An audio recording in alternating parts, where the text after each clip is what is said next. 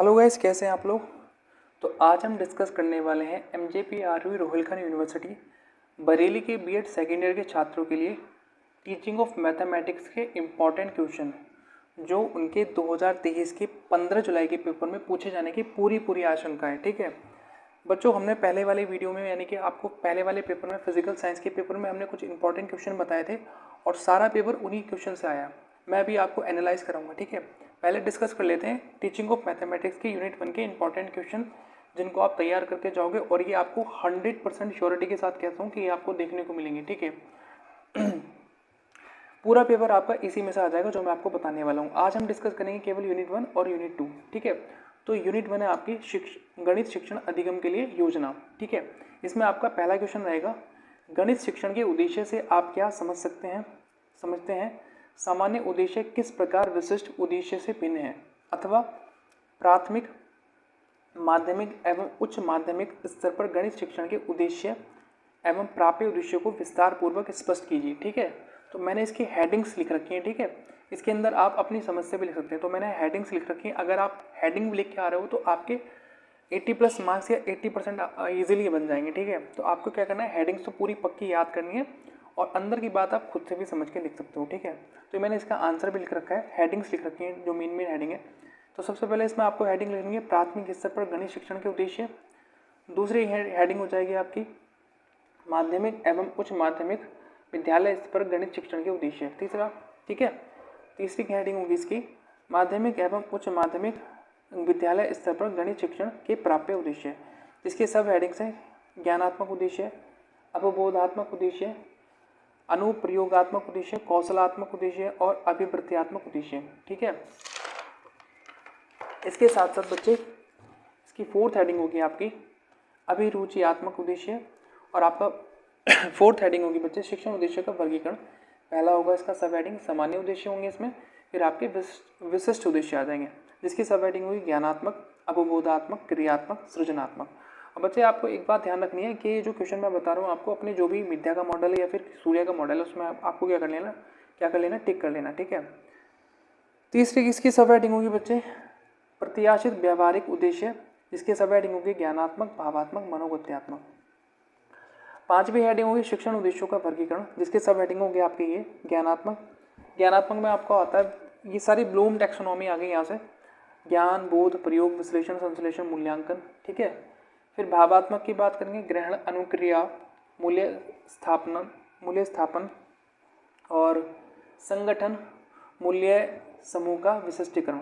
ठीक है, अब बात कर लेते हैं इसके मनोगत्यात्मक। ठीक है, जिसको साइकोमोटर भी कहते हैं। पहला इसका सब हेडिंग है उत्तेजना, अनुकरण, कार्यवाही, समन्वय, नियंत्रण, आदतों का निर्माण और सबसे लास्ट इसका हेडिंग है सामान्य एवं विशिष्ट उद्देश्य। तो ये था बच्चे आपका पहले यूनिट का पहला क्वेश्चन।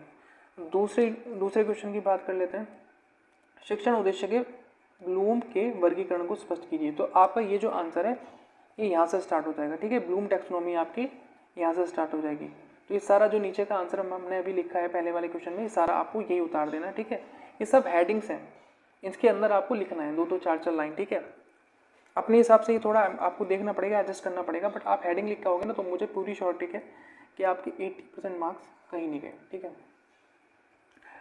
तीसरे क्वेश्चन की बात कर लेते हैं प्रयोगशाला विधि की बात कर रहे हैं यहाँ पे। ये प्रयोगशाला विधि से आप क्या समझते हैं, गणित शिक्षण में प्रयोगशाला विधि की कार्य प्रणाली का वर्णन करो, अथवा ये इस तरह भी आ सकता है प्रयोगशाला विधि क्या है, गणित में प्रयोगशाला के क्या उपकरण हैं, प्रयोगशाला विधि के गुण एवं दोषों का वर्णन करें। ठीक है, इसकी हेडिंग से बच्चे प्रयोगशाला विधि पहली हेडिंग, दूसरी हेडिंग है प्रयोगशाला विधि की कार्यप्रणाली, तीसरी है प्रयोगशाला विधि के गुण, प्रयोगशाला विधि के दोष और प्रयोगशाला विधि के लिए सुझाव। कुछ भी नहीं लिख के आ रहा, आप हेडिंग लिखो और उसके अंदर 4-4, 5-5 साल लिखो। ठीक है,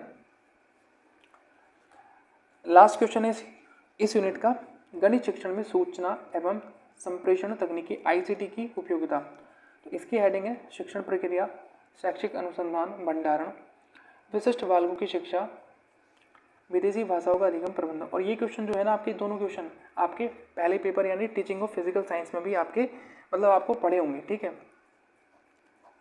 ये ऐसे क्वेश्चन है कि आपके कहीं भी चल जाएंगे। ठीक है, अगर कोई सा भी पेपर आएगा और ये कहीं भी पूछे जा सकते हैं, ऐसा कुछ नहीं कि आपके टीचिंग ऑफ मैथमेटिक्स में ही आएंगे। ठीक है, दूसरे यूनिट की बात कर लेते हैं। यूनिट नंबर 2 क्या है? गणित में अधिगम सामग्री।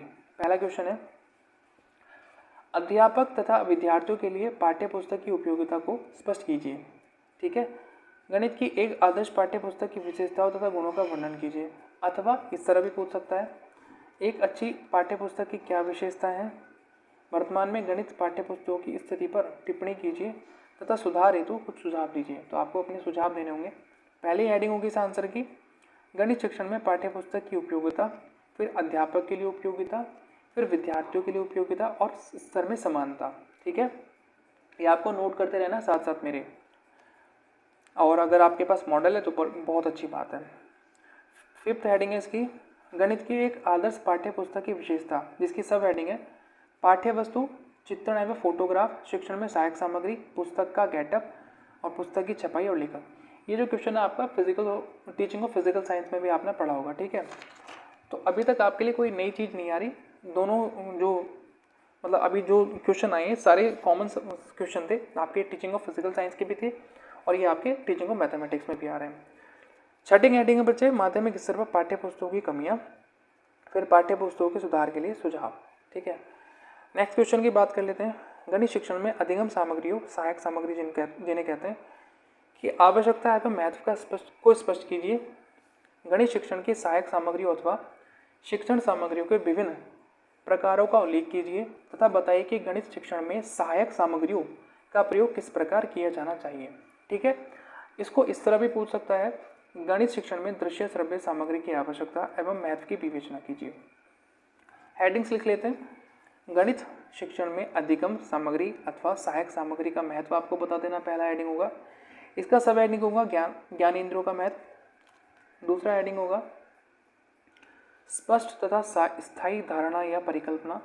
तीसरी हेडिंग होगी स्थूल और प्रत्यक्ष का महत्व। चौथी होगी रोचकता तथा मनोरंजन का महत्व और ध्यान और एकाग्रता का महत्व। तो इसमें 5 सब हेडिंग है।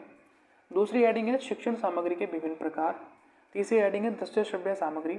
फोर्थ हेडिंग है दृश्य सामग्री कौन कौन सी होती हैं वो सारी आ गई यहाँ पे, श्यामपट और चौक, चित्र और रेखा चित्र, प्रत्यक्ष वस्तु तथा मॉडल, फिल्म स्ट्रिप और चित्र विस्तारक, इन सब के बारे में आपको लिखना है। ठीक है, फिर 5वीं हेडिंग है आपकी श्रव्य सामग्री और छठी हेडिंग है श्रव्य दृश्य सामग्री, जिनको साधन में कहते हैं, जैसे टीवी हो गया, फिल्म हो गया, रेडियो हो गया।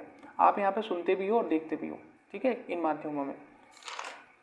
फिर उसके बाद 7th हेडिंग होगी इस क्वेश्चन की गणित संबंधी उपकरण, गणित संग्रहालय और सहायक सामग्री तथा उपकरणों का उपयोग, और इसकी सब हेडिंग होगी अवधि और अवसर। थर्ड क्वेश्चन की बात कर लेते हैं। गणित शिक्षण में दृश्य श्रव्य सामग्री से आप क्या समझते हैं? विभिन्न प्रकार की दृश्य श्रव्य सामग्री एवं उनके महत्व का उल्लेख कीजिए। अथवा दृश्य श्रव्य सामग्री का अर्थ स्पष्ट कीजिए। दृश्य श्रव्य सामग्री के विभिन्न प्रकारों एवं उनके महत्व की चर्चा कीजिए। पहली हेडिंग होगी श्रव्य दृश्य श्रव्य सामग्री। दूसरी हेडिंग होगी दृश्य श्रव्य सामग्रियों के प्रकार, और इसकी सब हेडिंग होगी बच्चे श्रव्य सामग्री, दृश्य सामग्री और दृश्य श्रव्य सामग्री। थर्ड हेडिंग होगी श्रव्य सामग्री। ठीक है, इसकी सब हेडिंग होगी रेडियो, टेप रिकॉर्डर। फोर्थ होगी दृश्य सामग्री। पहली हेडिंग चित्र तथा चार्ट, प्रतिरूप, प्रतिपर्त, प्रदर्शन पट, प्रोजेक्टर और तालिकाएं। फिफ्थ हेडिंग होगी दृश्य श्रव्य सामग्री, जिसमें आ जाएंगी फिल्म और टेलीविजन। अब बात कर लेते हैं 6th हेडिंग दृश्य श्रव्य सामग्री का महत्व, इसके बारे में आपको लिख देना है। फोर्थ क्वेश्चन होगा बच्चे इस यूनिट का, गणितीय विषय के शिक्षण हेतु आप किन मापदंडों पर दृश्य श्रव्य सहायक सामग्री का चयन करेंगे? गणित शिक्षण में ICT की क्या भूमिका है, चर्चा कीजिए। तो पहली हेडिंग होगी गणित शिक्षण हेतु दृश्य श्रव्य सहायक सामग्री के चयन के मापदंड। दूसरी हेडिंग होगी ज्ञानेंद्रियों का महत्व, स्थूल और प्रत्यक्ष का महत्व। अभी आपने पढ़ा था ये, तो सारे क्वेश्चन के जो आंसर है एक दूसरे से कोरिलेटेड है। ठीक है, आंसर भी कोरिलेटेड है और सब्जेक्ट भी कोरिलेटेड है। ठीक है, तीसरी हेडिंग होगी स्पष्ट और स्थायी धारणा का या परिकल्पना। फोर्थ होगी रोचकता एवं मनोरंजन का महत्व। फिफ्थ होगी ध्यान और एकाग्रता का महत्व। 6 होगी शिक्षा के लिए सरलता। अब दूसरी हेडिंग होगी इसी गणित शिक्षण में सहायता सामग्री, सहायक साधन के विभिन्न प्रकार एवं उनके उपयोग। इसकी सब हेडिंग होगी बच्चे पहला पदार्थ, दूसरा नमूने या प्रतिकृति, तीसरा प्रतिमान, फोर्थ चित्र, फिफ्थ फिल्म स्ट्रिप और 6 होगी आपकी चार्ट, 7th होगी ग्राफ, 8th होगी मानचित्र, 9th होगी रेखा चित्र, 10th होगी स्लाइड, 11th होगी रेडियो, 12th होगी आपकी ये टेप रिकॉर्डर और 13th होगी आपकी पर्यटन, 14 होगी आपका चित्र विस्तारक और 15th होगी आपकी फिल्म।